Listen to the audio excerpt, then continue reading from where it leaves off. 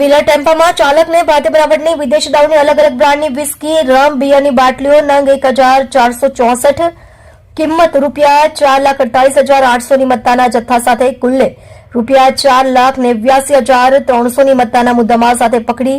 પ્રોહિબિશનનો ગણનાપાત્ર case શોધી કાઢતી Uttarayan police મહેરબાન police commissioner સાહેબ શ્રી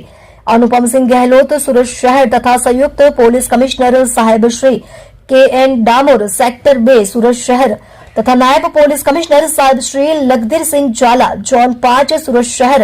તથા મદદનીશ પોલીસ કમિશનર સાહેબ Shri RR Ahir incharge L division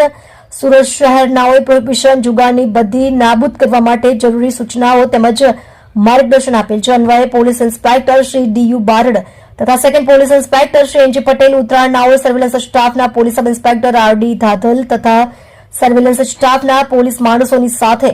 પ્રોહિબિશનના કેસો શોધી કાઢવા માટે પેટ્રોલિંગમાં હતા.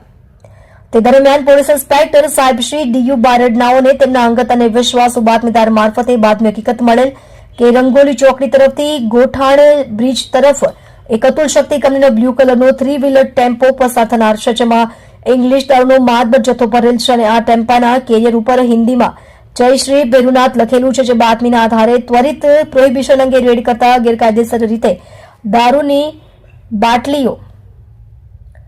દારૂની હેરાફેરી કરતા ઈસમ